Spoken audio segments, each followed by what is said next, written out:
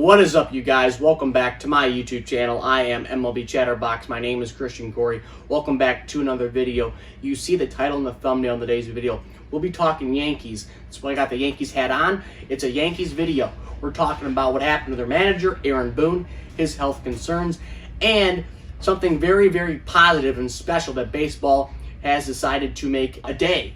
All that in today's video, a Yankees video. But first, let's do the first two shout-outs of the day. We got Jackson_Waldrop24. Go check him out on Instagram. And Mikey Rios 9824. Mikey Rios 9824. So, without further ado, let's get into it. Alrighty, guys, let's start off with the news coming out of Yankees camp. Their manager, Aaron Boone, had to take an emergency leave of absence from the team as he is planning, or did, I think, underwent a heart procedure. He is getting a pacemaker put in. If you did not know, Aaron Boone back in 2009 had heart surgery, and I guess some things popped up. He wasn't feeling 110%. This is actually before they broke camp to go down to Florida. He said he wasn't feeling too hot. Shortness of breath. His energy level was down. He wasn't the same. He didn't have that same spark and the same enthusiasm. He just felt really, out of it and just kind of sluggish and down. He had to take, deeper breaths, shortness of breath, stuff like that, symptoms that are related to the heart directly. I know this from personal experience. I can 110% relate to Aaron Boone, what he is feeling right now. So again, he's having a pacemaker put in down in Tampa, Florida. I think it happened yesterday, actually, a little bit late on the news, but happened yesterday in Florida, which is a good thing. He's close to the team in Tampa, actually, so he didn't have to go back to New York and have the procedure done there or anywhere else, which is a good thing. He's close to the team. He had it done, pacemaker put in. I think he'll be fine. Pacemaker, again, pretty simple procedure. Basically keeps, your heart, at a steady pace, at a steady beat. Doesn't get too high, doesn't get too low. Kind of keeps it all, even keel. So that's a good thing. The only concern when it comes to any type of procedure is infection during the procedure, having it put in. That's the only really big concern, if there's anything. The best thing the Yankees can do to help Aaron Boone have a speedy recovery and feel in tip-top shape is win their 28th World Series championship, because you don't want to stress the guy out. You don't want to stress the guy out. So, Yankees, if you're listening, play good and do not stress your manager out. I can tell you that right now. So just don't do that. That would be the best thing you could do for him here in 2021. So that's topic number one. Topic number two, the final one of the day, is Major League Baseball has announced that June the 2nd will be Lou Gehrig Day. Thank God they have announced this. It's a long time coming, well overdue. Lou Gehrig, obviously the great Yankees slugger. Number 4, Lou Gehrig, the Iron Horse, the Iron Man, the OG of consistency and lunch pail type of guy. Came to work every single day with no excuses for 2,130 consecutive games, consecutive days of work. Great idea. Lou Gehrig, played 17 seasons, basically never missed a day. I love it. I love it 110%. Again, his record, or his streak, I should say, of 2,130 consecutive games was broken by Cal Ripken Jr., the Iron Man, or the Iron Horse, whatever you want to call him, the new Iron Horse. He broke Lou Gehrig's streak in 1995 when he played his 2,131st consecutive Major League game.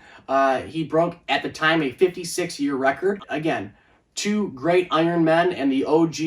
Lou Gehrig, I have his quote right here. I love his quote. His speech is the best. That's why I had, Pride of the Yankees, which is basically the Lou Gehrig story, number 1 on my top 10 best baseball movies list. That's why I have it. I love it. I love the guy. I love the movie. He is the one guy I wish I could have seen play in person. If there was anybody I could pick, this is over Babe Ruth. This is over Jackie Robinson. This is over everybody else. I would like to see him. I wish I could have saw him play in person. That would have been great. The way he kind of, retired from baseball, unfortunately, was that he was diagnosed with ALS, a rare muscular disease. Amyotrophic lateral sclerosis, ALS, that's the disease that he had to suffer. A pretty young guy. I mean, he retired in 1939, so at 36 he had it. The irony of the way he went out was that he was the Iron Man, the essence of strength and consistency, and come to work every day. And the way he had to go out was from a disease that literally weakens his muscles, his bones, his immune system, makes it simple task hard to do.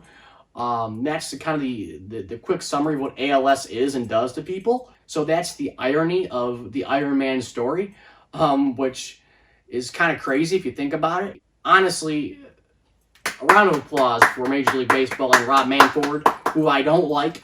He finally did a good thing. I think they should take it a step further and retire Lou Gehrig's number 4 throughout Major League Baseball. I think he is one of the top 10 best baseball players of all time. He's an inspiration to a lot of people. His speech was absolutely probably one of the best speeches in my mind in American history. I love it.